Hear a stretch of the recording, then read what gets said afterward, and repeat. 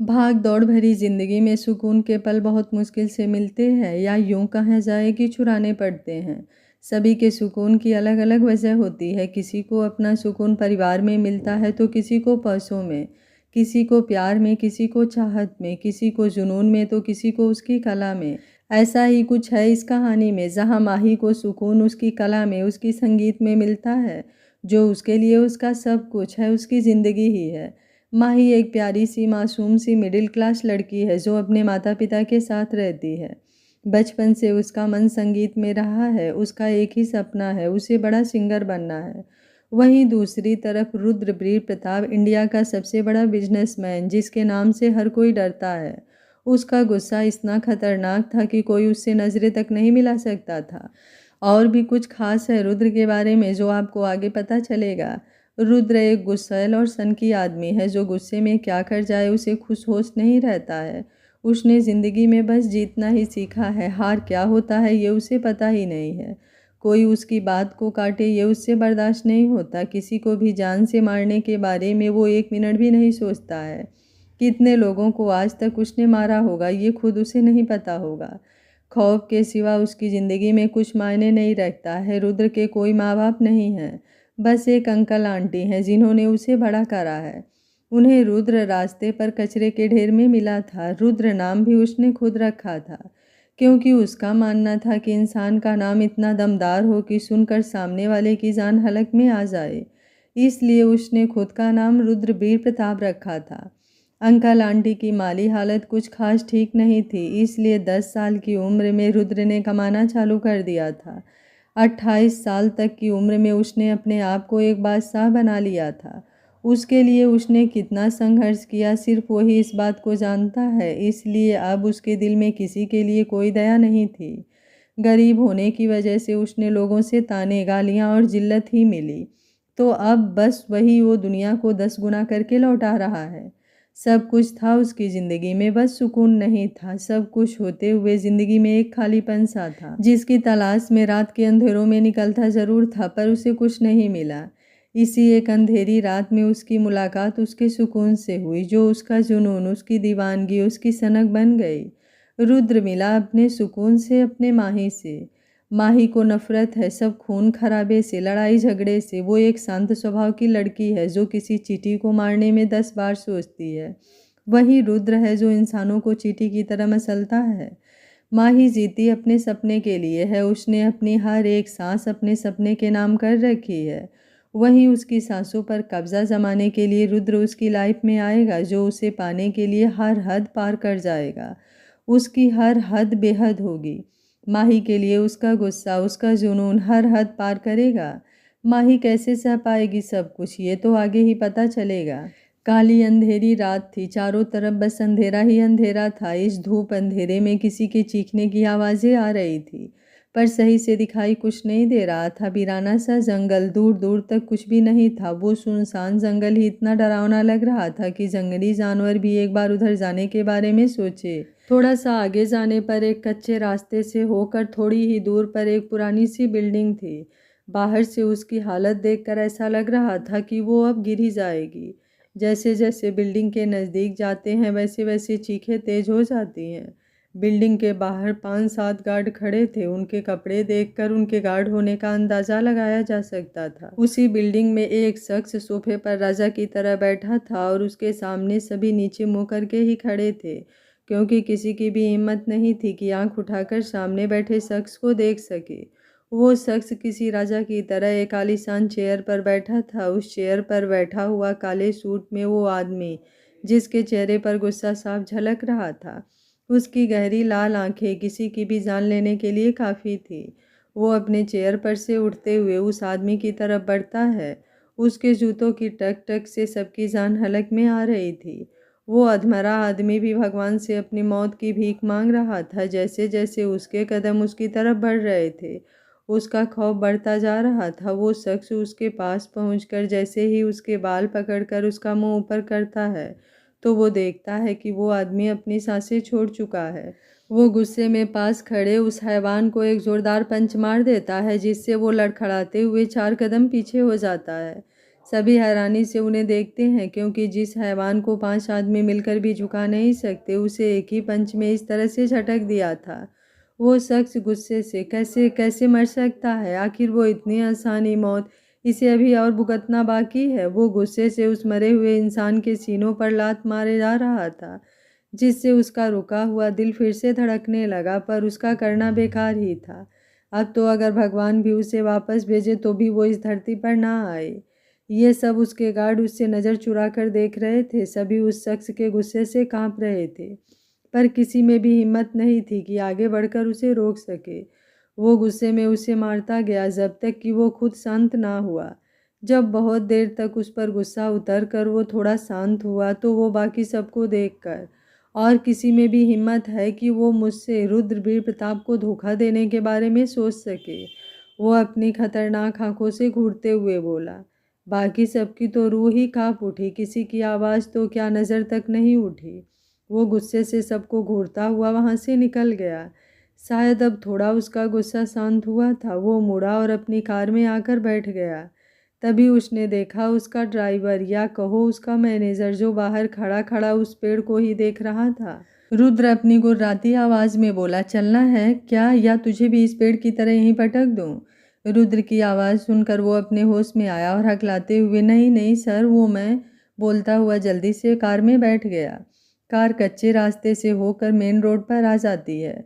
रुद्र गुस्से से बाहर जंगल की ओर देख रहा था। उसका मैनेजर आकाश अपने मन में, आज तो सर को पता नहीं क्या हो गया था। आज उनका गुस्सा नेक्स्ट लेवल का था।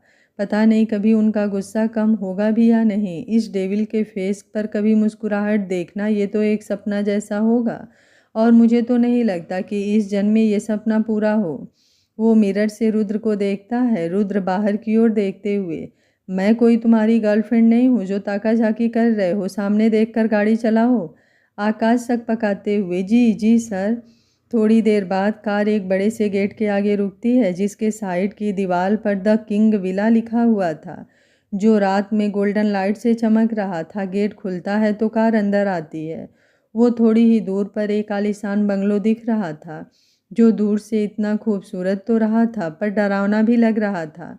पता नहीं पास जाने पर क्या होगा। वो मेन गेट से 1 किलोमीटर अंदर तक था। वो पूरा एरिया बंजर सा ही था। बस जो मेन रोड थी उसके दोनों साइड पेड़ लगे हुए थे। गाड़ी बंगले के बाहर रुकती है। पूरा बंगला रेड और ब्लैक कलर से पेंट था।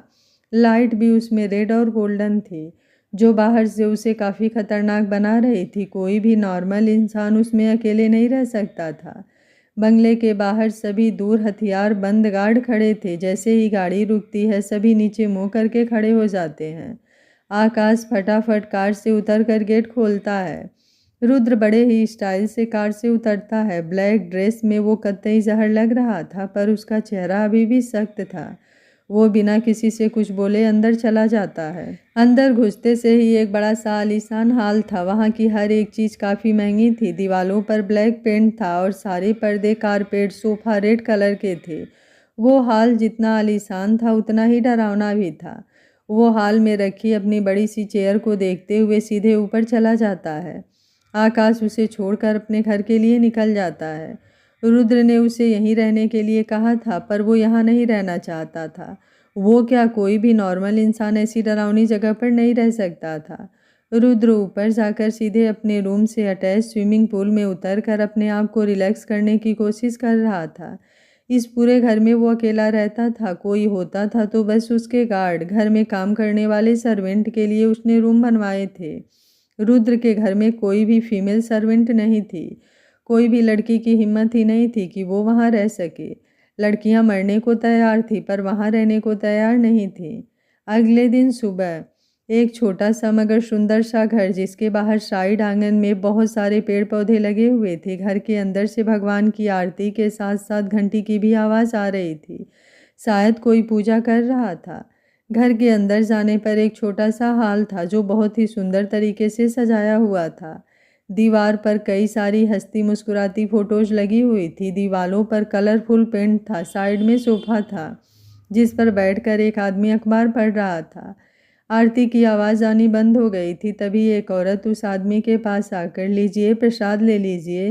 वो आदमी पेपर को साइड में रख उस औरत से मुस्कुराते हुए प्रसाद लेता है।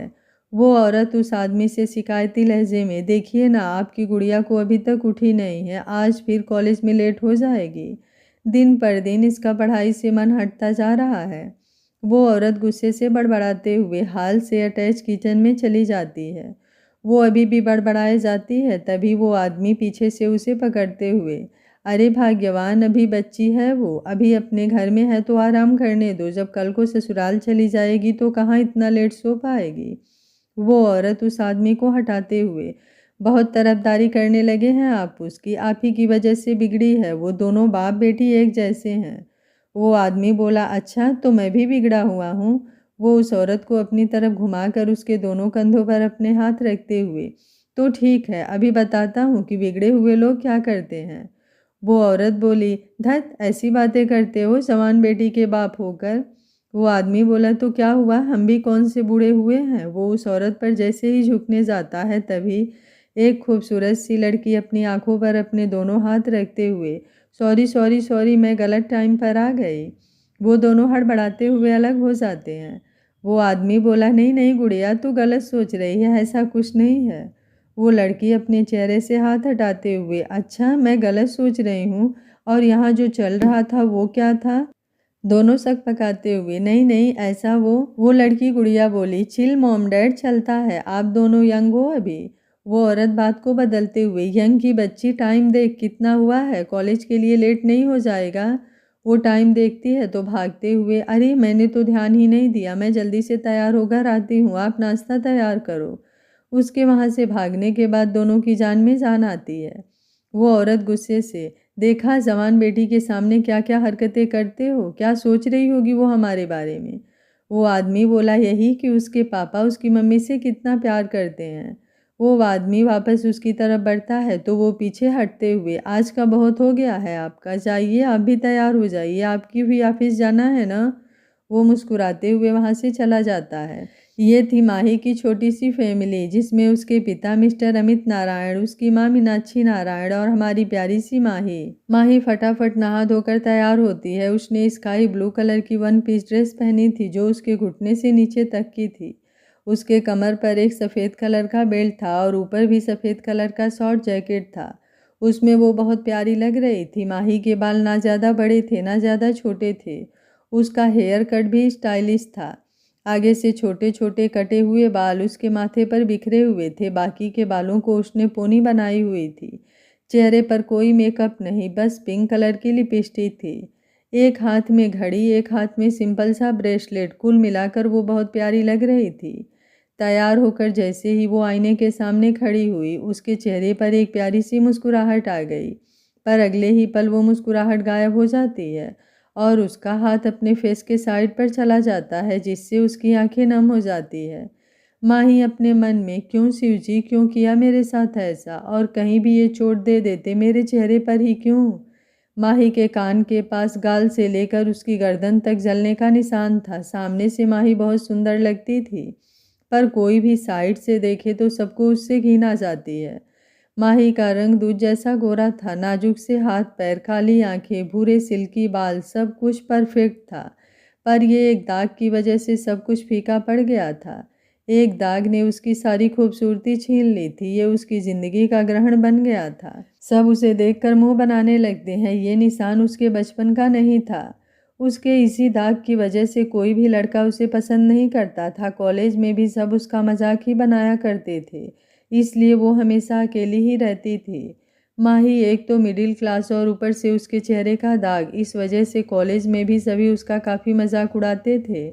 पर माही किसी पर ध्यान नहीं देती थी। उसे कोई मतलब नहीं था किसी से। उसकी दुनिया उसका म्यूज़िक था। वो फ्री टाइम या तो म्यूज़िक सुनती या खुद गाती थी।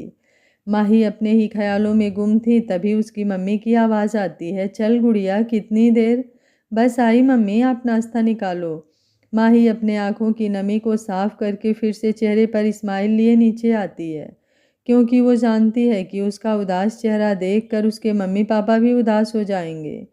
माही के मम्मी पापा को भी अफसोस होता है कि उनकी बेटी का चेहरा खराब हो गया है और वो कुछ नहीं कर सकते हैं, क्योंकि माही के पापा एक प्राइवेट कंपनी में काम करते हैं।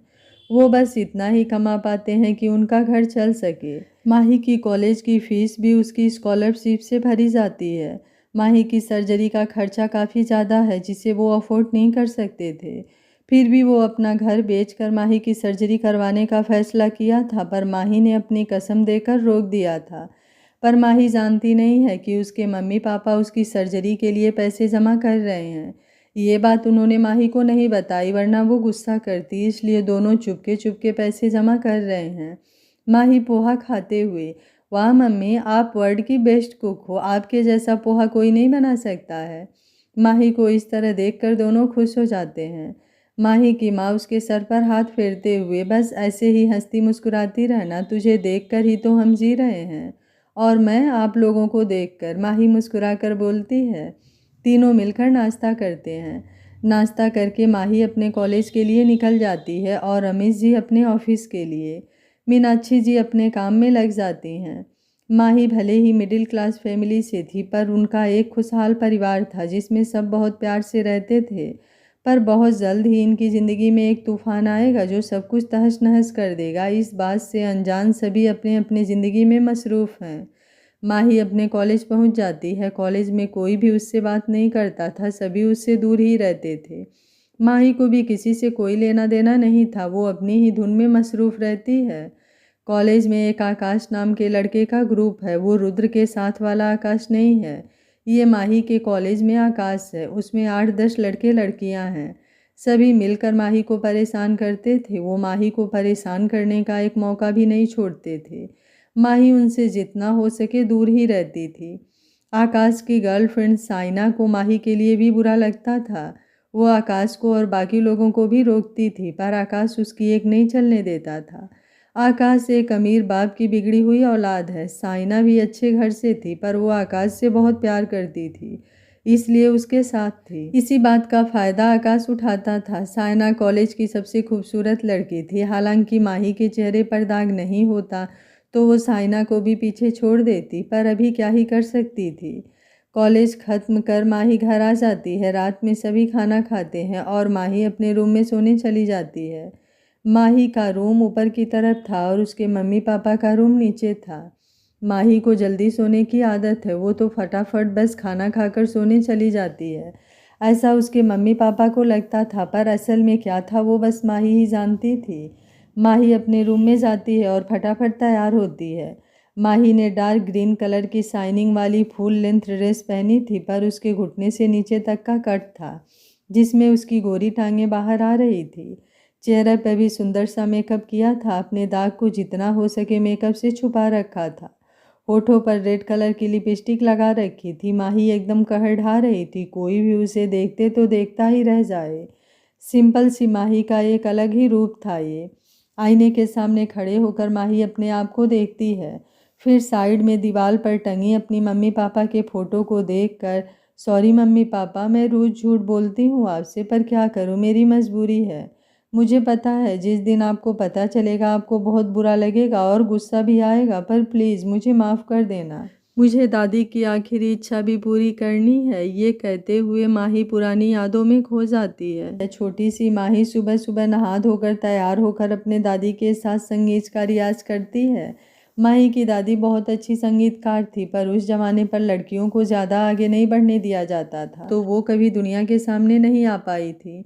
पर उन्होंने अपनी विरासत माही को दी थी। शायद उन्हीं से ही माही को ये गुण मिला था। माही की आवाज़ में अलग ही कशिश थी। कोई भी उसे गाते हुए एक बार सुने तो सुनता ही रह जाए। धीरे धीरे माही बड़ी होने लगी। उसकी आवाज़ की खनक भी बढ़ती गई। जब माही 12 में थी तो उसकी दादी चल बसी। माही को अपनी दादी से बहुत लगाव था, क्योंकि दादाजी तो बहुत पहले ही गुजर चुके थे। तो बस माही का ज़्यादा समय अपनी दादी के साथ ही गुजरता था। उनके जाने के बाद माही बहुत टूट गई थी, पर माही की दादी ने उससे वादा लिया था कि जो वो खुद नहीं कर पाई वो माही करे, संगीत की दुनिया में अपना नाम रोशन करे, उनके अधूरे सपने को पूरा करे। तभी से माही और भी लगन के साथ संगीत में डूब सी गई। 12वीं अच्छे नंबर से करने पर उसे अच्छे कॉलेज में स्कॉलरशिप मिल गई। वैसे तो माही को किसी संगीत कॉलेज में जाना था, पर उसे स्कॉलरशिप यहीं मिली थी, तो उसे मजबूरी में यहीं रहना पड़ा। पर अब माही का ध्यान पढ़ाई में उतना नहीं लगता था। उसका ज़्यादा टाइम म्यूजिक सुनने और गाने में ही निकल जाता था। कॉलेज के शुरुआत होने के साथ साथ माही ने कई जगह कई म्यूजिक कंपनी में ऑडिशन दिए, पर कहीं भी बात नहीं बनी। जो बड़ी बड़ी कंपनियां थी सबकी मालिक घटिया थे। वो काम के बदले माही को अपने बिस्तर पर चाहते थे। चाहे फिल्म इंडस्ट्रीज हो या म्यूजिक इंडस्ट्री, सभी में आजकल इसी का चलन हो गया। बहुत कम ही लोग बचे हैं जो टैलेंट को सपोर्ट करते हैं, बाकी तो बस अपने हवस के शिकारी बने फिरते हैं। माही को अपने सपनों से बहुत प्यार था, पर वो अपने स्वाभिमान का भी गला नहीं घोट सकती थी। वो ये हरगिज नहीं कर सकती थी, इसलिए उसे काम नहीं मिल रहा था। और जो भी कंपनी में जाती तो वो माही को लेना तो चाहते थे, पर न्यू सिंगर के लिए चांस नहीं लेना चाहते। कभी नहीं चली तो वो बर्बाद हो जाएंगे। कई लोग तो माही को खुद से पैसे देने का ऑफर भी करते, यानी कि माही खुद भी उससे पैसा लगाए तो वो उसकी मदद कर सकते हैं। पर माही के पास इतना पैसा होता तो बात ही क्या थी। पर माही को ये बात जम गई थी, इसलिए अब उसने पैसे कमाने के बारे में सोचा ताकि वो खुद की एल्बम लॉन्च कर सके। माही खुद भले ही मिडिल क्लास थी, पर उसके सपने हाई क्लास थे, जिसे वो खुद के दम पर पूरा करना चाहती थी। किसी के रहमो करम पर या अपने मम्मी पापा पर बोझ बनकर नहीं। इसलिए माही ने खुद पैसे कमाने के बारे में सोचा। अब दिन में तो उसका कॉलेज रहता है और ऊपर से अगर उसके मम्मी पापा को पता चला तो उन्हें बहुत बुरा लगेगा। इसलिए उसने किसी को बताए बिना खुद ही काम ढूंढ लिया। माही ने एक होटल में सिंगर के तौर पर जॉब ढूंढी थी। उसी के लिए वो तैयार होकर जा रही थी। वो घर से ही तैयार होकर जाती थी ताकि ज़्यादा से ज़्यादा टाइम में वो घर पर रह सके और वहाँ का भी जल्दी से काम खत्म करके घर आ सके। फ्लैशबैक खत्म। माही अपने सोच से बाहर आई। माही का फ़ोन वाइब्रेट होता है तो वो वापस से वर्तमान में आती है। माही अपने बेड पर तकिए जमा कर उसके ऊपर रजाई डाल देती है और एक ब्लैक कलर का बड़ा सा कोट पहन लेती है जो उसके घुटने से भी नीचे तक का था। उसकी हुडी से वो अपना फेस भी कवर कर लेती है और खिड़की के रास्ते पर से, जहाँ पर पहले से ही चढ़ने उतरने के लिए सीढ़ी रखी हुई थी, उससे धीरे से उतर जाती है। आगे मेन रोड से वो आटे पकड़ती है और सीधे होटल पहुंचती है। होटल के बाहर बड़े बड़े अक्षरों में लिखा था ब्लू हेवन। माही एक गहरी सांस लेती है और अंदर चली जाती है। एक आदमी जो शायद वहाँ का मैनेजर था, माही कितनी देर कर दी, कभी से हम तुम्हें फ़ोन कर रहे हैं। तुम्हें पता है कितने बड़े बिजनेसमैन यहाँ आए हैं और तुम हो कि इतना लेट आई हो। अब तो उनकी मीटिंग भी खत्म होने को आई है। माही घड़ी में टाइम देखती है तो 9:30 हो गया था। माही बोली, आई एम सॉरी सर, मैं जल्दी से रेडी होती हूँ। वैसे भी मैं घर से तैयार होकर ही आई थी। अच्छा है कि आपने कपड़े भी मुझे दे दिए ताकि मैं कपड़े बदलने में और लेट ना हूँ। माही अपना कोट निकालती है तो वहाँ खड़े सभी की नज़रें उस पर जम जाती है। माही लगी इतनी प्यारी रही थी कि कोई भी देखे तो देखता ही रह जाए। सभी की नज़रें अपने ऊपर महसूस करके माही को अजीब लगता है। वो सबको घूर कर देखती है तो सभी हड़बड़ा जाते हैं और इधर उधर देखने लगते हैं। माही कोट को साइड में रखती है और अपने बालों को हल्का सा सेट करती है। अपने कोट से एक सुंदर सा रुमाल जो गोल्डन कलर का हल्का सा पारदर्शी था, उसके किनारे पर लटकन वाली सुंदर सी लैस लगी थी, उसे वो मुंह पर बांध लेती है ताकि उसका निशान भी छुप जाए और कोई भी उसे एकदम से पहचान भी ना पाए। सभी चुपके चुपके माही को ही देख रहे थे। माही बोली, सर मैं रेडी हूँ। मैनेजर बोला, ठीक है 2 मिनट में देखता हूँ। अगर आज का गाना मिस्टर रुद्र को पसंद आ गया तो होटल के साथ साथ तुम्हारी भी तरक्की पक्की है। जी हाँ, रुद्र इसी होटल में अपनी मीटिंग के सिलसिले में आया हुआ था। अब देखना है कि उसकी और माही की मुलाकात कैसे होती भी है या नहीं। रुद्र का नाम सुनकर अचानक ही माही की धड़कनें बढ़ने लगती हैं। एक अजीब सा एहसास माही को होने लगता है। रुद्र का नाम सुनकर माही को अजीब सा डर भी लगने लगता है। माही अपने मन में, ये अजीब सा एहसास क्यों हो रहा है, मुझे क्यों डर सा लग रहा है। माही बोली, पता नहीं कौन है ये रुद्र, नाम सुनकर ही अजीब सा डर लगने लगा है। कहीं कोई घमंडी इंसान हुआ तो, अगर उसे मेरा गाना पसंद नहीं आया तो, कहीं ये लोग मुझे यहाँ से निकाल ना दे। बड़ी मुश्किल से ये काम मिला है। नहीं नहीं, ऐसा नहीं होगा। वो अपने आप को शांत करती है। मैनेजर अपने मालिक के पास जाता है और धीरे से उसे बताता है कि माही आ गई है। वैसे उस होटल में और भी लड़कियां सिंगर थी, पर माही की आवाज़ सबसे अलग, सबसे कशिश भरी और आकर्षक थी। मीटिंग खत्म कर रुद्र निकलने लगा। होटल का मालिक रुद्र के पास जाकर, अरे सर, आप इतनी जल्दी निकल रहे हैं, अभी तो माहौल बनने लगा और आप जा रहे हैं। अभी तो हमारे होटल की सबसे स्पेशल चीज़ तो आपने देखी ही नहीं। होटल का मालिक बिल्कुल चमचागिरी कर रहा था, जो रुद्र को पसंद नहीं आ रहा था। रुद्र एकदम सख्त लहजे में, मुझे कोई इंटरेस्ट नहीं है, जो काम करने आया था वो हो गया, अब मुझे और कुछ नहीं देखना। होटल का मालिक बोला, अरे सर, देखना नहीं है तो सुन तो लीजिए। रुद्र घूर कर उसे देखता है तो वो एकदम चुप हो जाता है। रुद्र आकाश के साथ निकलने लगता है। होटल के मालिक को गुस्सा तो बहुत आता है, पर वो रुद्र को कुछ बोल भी क्या सकता था। वो चाहता था कि रुद्र उससे खुश हो जाए और उसका साथ दे, तो उसका ये होटल शहर का क्या देश का नंबर 1 होटल बन जाए। पर कर क्या सकते हैं, रुद्र को इन सब में कोई इंटरेस्ट हो तब ना। फिर भी माही का टाइम हो गया था तो वो स्टेज पर जाकर खड़ी हो जाती है। सब उसकी सुंदरता में खो जाते हैं। उसकी बड़ी बड़ी नसीली आंखें सभी को अपनी ओर आकर्षित करती है। माही अपना माइक लेकर गाना शुरू करती है। मेरी बातों में तेरा जिक्र सदा, मेरी याद में तेरी फिक्र सदा, मैं जो भी हूँ तुम ही तो हो, तुम मुझ में मिली अपनी अदा, क्योंकि तुम ही हो, जिंदगी अब तुम ही हो। माही की आवाज़ सुनकर रुद्र के पैर वहीं जम जाते हैं। उसे सिर्फ और सिर्फ माही की आवाज़ सुनाई देती है। वो उसी की आवाज़ में खोसा जाता है। वैसे रुद्र होटल के बाहर आ गया था, पर फिर भी माही की आवाज़ उसे सुनाई दे रही थी। उसे सुनकर वो जैसे वहीं जम सा गया था। उसकी दिल की धड़कनें बढ़ने लगी थी। एक अजीब सा सुकून कानों से लेकर उसकी नसों में घुल रहा था। माही की आवाज़ रुद्र को अपनी ओर आकर्षित कर रही थी। रुद्र को भी एक अलग सा खिंचाव महसूस होता है। वो अपनी आंखें बंद कर माही के गानों को महसूस करता है। चैन भी मेरा, दर्द भी, मेरी आशिकी अब तुम ही हो, तुम ही हो, अब तुम ही हो, मेरी ज़िंदगी अब तुम ही हो। पूरे होटल में तालियां बजने लगती हैं। गाना खत्म होने पर रुद्र होश में आता है और वो वापस से अंदर जाता है। माही का गाना खत्म हो चुका था तो होटल का मालिक उसे बुलाता है और उसकी जगह एक दूसरी लड़की स्टेज पर चली जाती है। रुद्र दूर से ही उस लड़की को देखता है, पर पता नहीं क्यों उस लड़की से उसे कोई वाइफ नहीं आती जो उसकी आवाज़ सुनकर आई थी। आती भी कैसे, जिसकी आवाज़ सुनकर उसकी दिल की धड़कनें बढ़ती हैं, वो तो वहाँ थी ही नहीं। रुद्र पास में खड़ी जो उस होटल की वेट्रेस थी उससे पूछता है, ये लड़की कौन है? वो लड़की बोली, सर, ये शैलजा है। रुद्र बोला, ओके। रुद्र बोला, आकाश, मुझे इसकी सारी डिटेल चाहिए। आकाश बोला, ओके सर।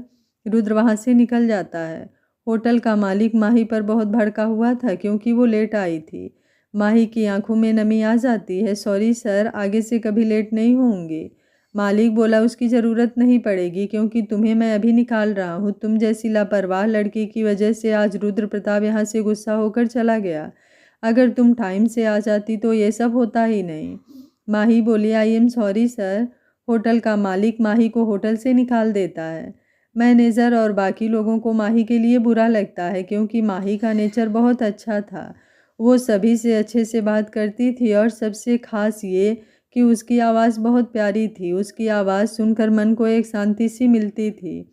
मैनेजर भी समझाने आता है तो वो मैनेजर पर भी भड़क जाता है। माही अपने आंसू पोंछते हुए घर के लिए निकल जाती है। रुद्र भी अपने घर के लिए निकल जाता है। माही बेड पर लेटे रुद्र को कोसे जा रही थी। उसकी वजह से आज उसकी जॉब चली गई। उसे रुद्र पर बहुत गुस्सा आ रहा था। इधर रुद्र भी अपने आलीशान कमरे के बड़े से बेड पर आंखें बंद कर लेटा था। उसके दिमाग में माही की आवाज़ ही गूंज रही थी। एकाएक उसके सख्त चेहरे पर मुस्कुराहट आ जाती है। जब रुद्र को एहसास होता है कि वो मुस्कुरा रहा है तो वो एकदम से बैठ जाता है और अपने आप से ही, कौन हो तुम? कितनी अजीब सी कशिश है तुम्हारी आवाज़ में, ऐसा लग रहा है जैसे मुझे अपनी तरफ खींच रही हो। फिर वो अपने दिमाग से माही का ख्याल झटक कर सो जाता है। अगले दिन माही बहुत उदास थी। उसके घर वालों ने भी पूछने की कोशिश की पर उसने किसी को कुछ नहीं बताया, बस तबीयत का बहाना कर दिया। आज वो कॉलेज भी नहीं गई थी, सारा दिन अपने रूम में ही थी। इधर रुद्र सुबह सुबह ही ऑफिस के लिए निकल गया था। उसे इतनी जल्दी ऑफिस में देखकर जो गार्ड इधर उधर सुस्ता रहे थे सभी चौकन्ने हो गए। रुद्र सबको घूरता हुआ अपने केबिन में चला गया। आकाश बोला, सर, मीटिंग आधे घंटे बाद है, ये उसकी फाइल आप एक बार चेक कर लीजिए। रुद्र फाइल ले लेता है। रुद्र बोला, कल रात मैंने कुछ और काम भी दिया था। आकाश बोला, हो यस सर, वो भी तैयार है। वो फाइल निकाल कर पढ़ने लगता है। नाम शैलजा राठी, उम्र 28 साल, पति त्रिलोक राठी, एक बेटा राहुल। वो आगे पढ़ता है तो रुद्र बस बस मुझे और कुछ नहीं जानना, तुम जा सकते हो। आकाश बोला पर सर। रुद्र गुस्से से, अगर तुम्हारे कान खराब हो गए हों तो मैं इन्हें उखाड़ कर फेंक दूं। आकाश अपने दोनों कानों पर हाथ रखते हुए, नहीं नहीं ऐसा मत कीजिएगा, मैं जा रहा हूँ। वो वहाँ से गायब ही हो जाता है, क्योंकि रुद्र का कोई भरोसा नहीं, वो ऐसा कर भी सकता था। रुद्र चेयर से टिक कर आंखें बंद कर लेता है। वो अपने मन में जिस आवाज़ को सुनने का हक सिर्फ मेरा होना चाहिए था, वो किसी और का निकला। मुझसे ये बर्दाश्त क्यों नहीं हो रहा है? क्यों मुझे इतना गुस्सा आ रहा है? वो किसी की पत्नी, किसी की माँ, मैं उसे उनसे दूर नहीं कर सकता, पर वो आवाज़ मुझे क्यों खींच रही है अपनी ओर? क्यों मैं खुद को काबू नहीं कर पा रहा हूँ? पहली बार कुछ ऐसा है जो चाह कर भी मेरा नहीं हो सकता है। ऐसा कैसे हो सकता है? आखिर कैसे हो सकता है? वो गुस्से में ऑफिस का सारा सामान तहस नहस कर देता है। उसे बहुत गुस्सा आ रहा था। जिस चीज़ में पहली बार उसे सुकून मिल रहा था वो उसकी नहीं हो सकती थी। वैसे चाहता तो रुद्र उसे अपने पास रख सकता था, पर रुद्र कभी किसी माँ को अपने बच्चे से अलग नहीं कर सकता था। पर उसका क्या, उसके गुस्से को वो कैसे काबू करे? आकाश मीटिंग के लिए रुद्र को बुलाने आता है तो केबिन की हालत देखकर उसकी आंखें फटी की फटी रह जाती हैं। रुद्र भी काफ़ी गुस्से में खड़ा था। आकाश की हिम्मत नहीं बचती है कि वो रुद्र से कोई सवाल पूछे। वो बस नीचे मुंह करके सर मीटिंग का टाइम हो गया है बोलता है। रुद्र बोला तुम चलो मैं आता हूँ। आकाश मीटिंग रूम में जाकर एक बार फिर सारी अरेंजमेंट देख लेता है, क्योंकि रुद्र अभी बहुत गुस्से में है। अगर छोटी सी भी गड़बड़ हुई तो रुद्र उसकी जान ही ले लेगा। सभी रुद्र के आने का इंतजार कर रहे थे। थोड़ी ही देर में रुद्र मीटिंग रूम में आता है। सभी रुद्र के लिए खड़े हो जाते हैं और मुस्कुराकर रुद्र को देखते हैं। रुद्र बिना कोई एक्सप्रेशन के बहुत ही स्टाइल से चलते हुए अपनी जगह पर पहुंचता है। अभी तक उसने किसी को भी नज़र उठाकर नहीं देखा था। रुद्र का गुस्सा अभी भी कम नहीं हुआ था। गुस्से में उसके जबड़े कसे हुए थे, आंखें लाल हो रही थी, पर इतने गुस्से में भी उसकी पर्सनालिटी कहर ढा रही थी। वो गजब का हैंडसम लग रहा था। रुद्र सभी के सामने खड़ा था तो सभी ऊपर से नीचे तक रुद्र को देख रहे थे। ब्लैक कलर का 3 पीस सूट, पैरों में चमचमाते जूते, हाथ में महंगी घड़ी, बालों को अच्छे सेट किए हुए रुद्र कत्तई जहर लग रहा था। रुद्र अपनी चेयर पर पैर चढ़ाकर बैठ गया था। सभी बस रुद्र को देखे जा रहे थे। रुद्र गुस्से से, अगर खड़े खड़े मीटिंग करना है तो फिर ये सारी चेयर हटवा दो। सभी रुद्र की आवाज़ सुनकर हड़बड़ा जाते हैं और अपनी चेयर पर बैठ जाते हैं। आज मीटिंग के लिए मिस्टर मल्होत्रा आए थे। उन्हें रुद्र के साथ आगे किसी प्रोजेक्ट में मिलकर काम करना है, जिसके लिए वो रुद्र के पास ऑफर लेकर आए थे। साथ में उनका मैनेजर और उनका बेटा भी था। बाकी रुद्र के ऑफिस के लोग थे। मल्होत्रा का बेटा उठकर रुद्र और उसकी टीम को अपना प्रेजेंटेशन दिखाते हैं। सभी को बहुत अच्छा लगता है, पर रुद्र ने अभी कोई रिस्पॉन्स नहीं दिया था। मिस्टर मल्होत्रा की नज़र रुद्र पर ही थी। वो अपने मोबाइल में किसी को कुछ मैसेज करते हैं। थोड़ी ही देर में प्रेजेंटेशन खत्म होता है। सभी काफ़ी इम्प्रेस होते हैं, पर रुद्र बस एकटक सुने जा रहा था। मिस्टर मल्होत्रा, आपको कैसे लगा मिस्टर रुद्र? वैसे हमारे साथ काम करने में आपके और भी कई फ़ायदे हैं। वो इतना ही बोलता है कि रूम का दरवाज़ा खुलता है और एक लड़की अंदर आती है, जिसने बहुत ही छोटी सी ड्रेस पहनी थी। ऊपर शोल्डर से भी उसका गला काफ़ी डीप था। चेहरे पर ढेर सारा मेकअप, घुघराले बाल, हाई हील्स पहनकर मटक मटक कर चलते हुए वो मल्होत्रा के पास वाली चेयर पर बैठ जाती है, जो कि रुद्र के बिल्कुल पास थी। सभी बस आंख फाड़े उसे देख रहे थे कि मीटिंग में ये सब क्या चल रहा है, पर मल्होत्रा के चेहरे पर मुस्कुराहट आ जाती है। दरवाज़ा खुलते ही रुद्र ने नज़र उठाकर देख लिया था, पर उतनी ही जल्दी उसने वापस अपनी नज़र हटा ली। उसके बाद उसने एक नज़र भी उठाकर उस लड़की को नहीं देखा था। वो लड़की रुद्र के पास वाली चेयर पर पैर चढ़ाकर बैठ गई। वो एकटक रुद्र को देखे जा रही थी, पर रुद्र की नज़रें सामने थी। Mister Malhotra, mister Rudra, meet my daughter Rupali. Rudra ने अभी भी सामने देखना ही जारी रखा, पर अब गुस्सा और बढ़ गया था, जिसे आकाश अच्छे से समझ रहा था। आगे क्या होगा इस कहानी में जानने के लिए देखते रहिए कहानी का अगला भाग। अगर आपको कहानी अच्छी लग रही है तो वीडियो को लाइक, शेयर एंड चैनल को सब्सक्राइब कर लीजिएगा। Thank you for watching. मिलते हैं कहानी के अगले भाग में।